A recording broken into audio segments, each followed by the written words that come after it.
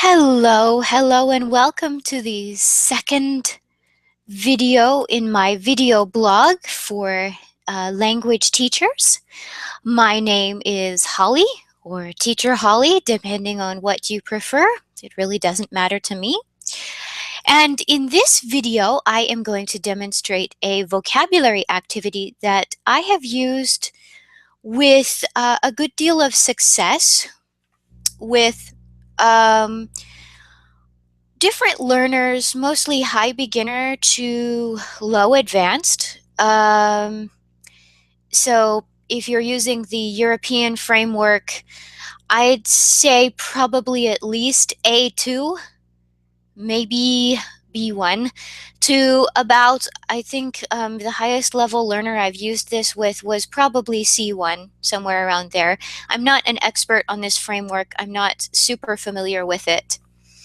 But the first thing I'm going to do is give a basic demonstration of the activity after I give you a short description. And then I want to discuss a few variations of the activity, a couple of little variations, things that you can do with it.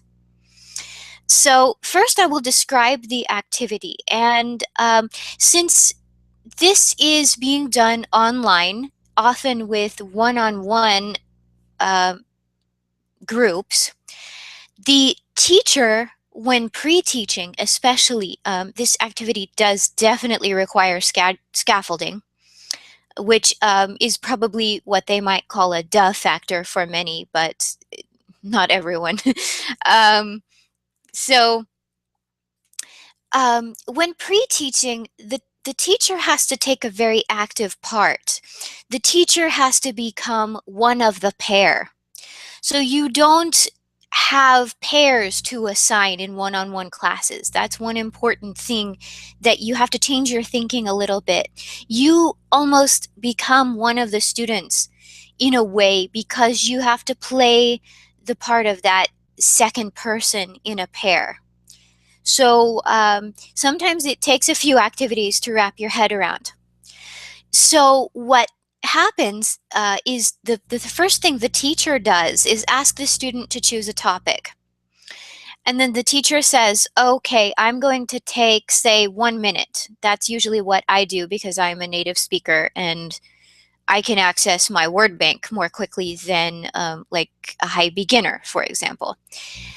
So the teacher says, okay, I'm going to take 1 minute and I'm going to make a list of words that fit this topic. So a student might choose soccer, for example, which is popular among a lot of learners.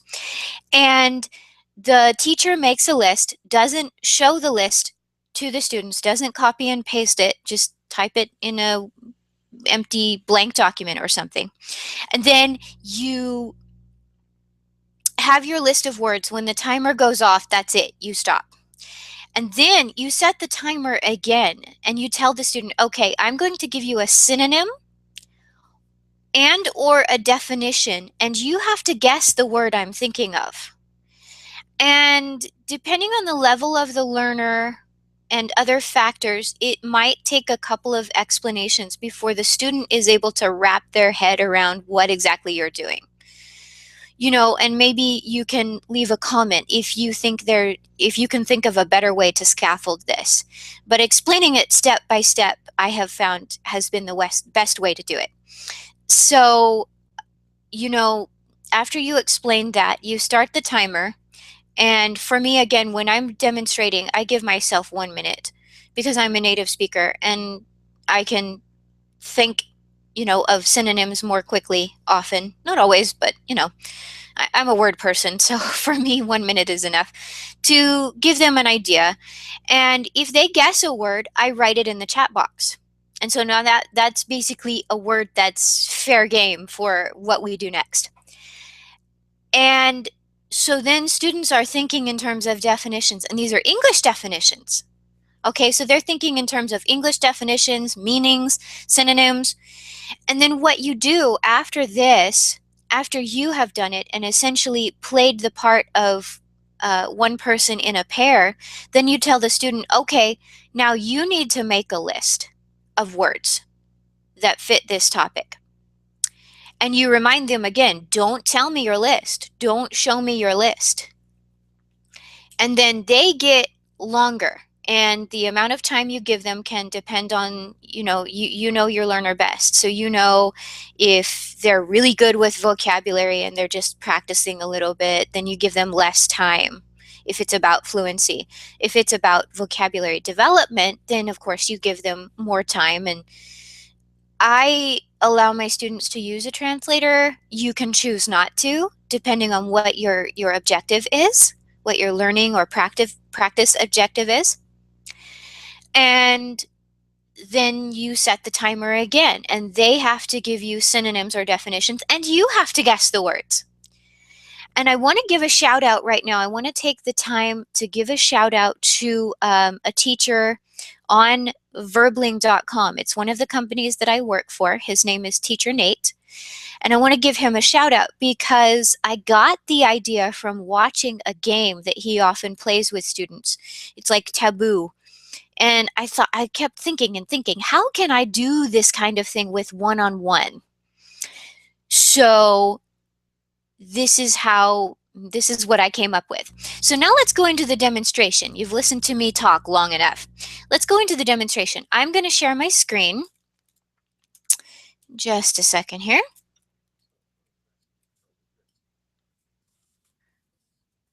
Let's see if I can find that screen share button. Let's see. No. Oh, it's choosing right now to be difficult. So, just bear with me here. Here we go. Screen share. All right. Let's see. And here we go. So you can see right now, I've got a blank document. There's nothing on here. I'm going to start the timer on my phone for 1 minute. And I'm going to choose a topic that I really enjoy, Celtic music. I love Celtic music. And so I'm going to start it, and I'm just going to see how many words I can come up with having to do with Celtic music within that 1 minute. Pause. Start. Button. Okay, here we go. So I'm not going to say the words, but you're going to see me type them, of course.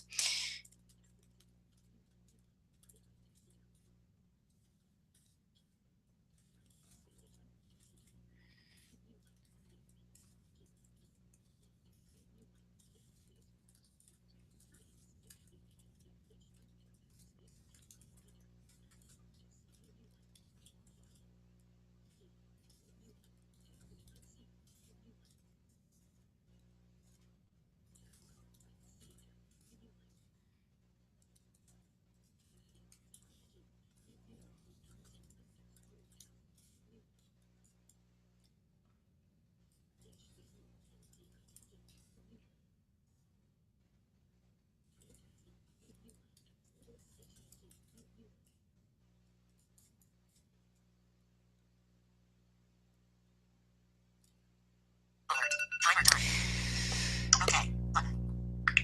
All right, so that was 1 minute, and I didn't come up with a lot of words. Let's see here.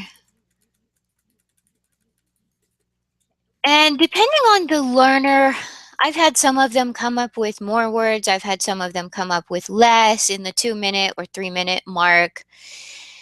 And I've noticed often what happens is that they tend to come up with a lot of nouns. And that makes sense. Nouns are very salient. They're very noticeable. They're very prominent in the mind, it seems. And this also is an interesting activity. You will notice I came up with some words that don't seem like they are directly related to Celtic music, but in my mind they are, because these are adjectives I would use to describe that kind of music. You can tell I love it. But I'm going to set the timer for 1 minute, and I'm going to give synonyms. I'm going to give synonyms or definitions for a couple, and I'm going to pretend that you have guessed them, and then I'm not going to write them in the chat box, but I'm going to write them below this list so you can see them on the screen share. Let's see here. I'm going to go down a few lines. There we go. So you can see the delineation. So you can kind of see how this works, because I won't write a word down for the student to see unless the student has guessed it. Excuse me. So here we go. All right, so the first word, it's an instrument that is used in Celtic music and also in classical music. For a beginner, I would give a simpler definition. It's an instrument that you blow, and you use your fingers to make the notes, but you have to blow to make the music. It's a common instrument. And so we'll just pretend that you have guessed it. So here we go.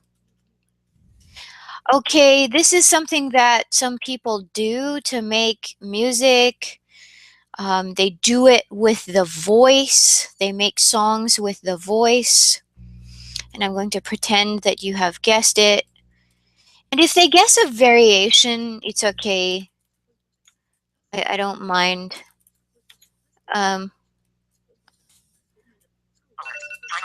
Oops. I hope that didn't interrupt.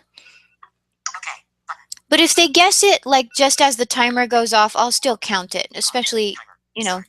So we'll just say sing. Oops. Here we go. Sing.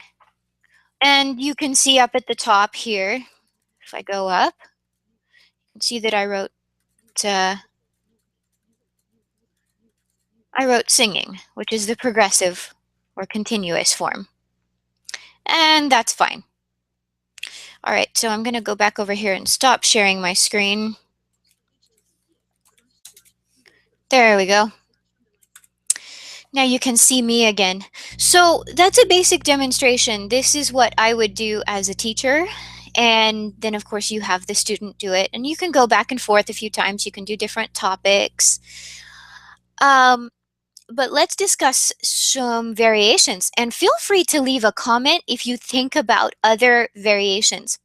So one variation is that you can require a part of speech. So if you want to use this, maybe do it just once and review a part of speech. You can say, I need verbs that have to do with soccer, for example. It has to be only verbs, no nouns, only verbs. So if you really need students to work on verbs or adverbs. So like with Celtic music, I would say beautifully, hauntingly, something like that.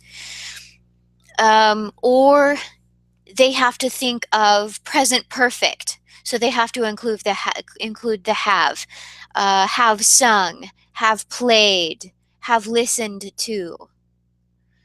Phrasal verbs having to do with music is another variation. So they would have to give listen to, play for. This would be, of course, probably more advanced. This activity is good. And then to take it a step further, because this activity can be used as just a vocabulary activity, maybe to introduce a topic. And you can just, it's a fun game. It can be used as a filler, or you can use it as a way to collect some vocabulary. I've done this to collect some vocabulary. So you have the words that have been guessed and they're written in the chat box. And you use these words, and maybe you require the student to make sentences with the words. Or maybe you have to try and use the words in a narrative, depending on your learner, depending on what you want to accomplish and who your learner is. Or you can just try to have a conversation. Sometimes when I'm doing a conversational class, we'll collect some vocabulary and then we think of questions. We take turns thinking of questions to ask each other using one of the words in the list. So there are different things you can do. And of course, I welcome your comments if you can think of other ways this can be used. If you can think of ways that this could be implemented in a group, I would welcome those ideas because I would like to teach group classes in the future. So I hope this has been enjoyable, informative, and all of that for you.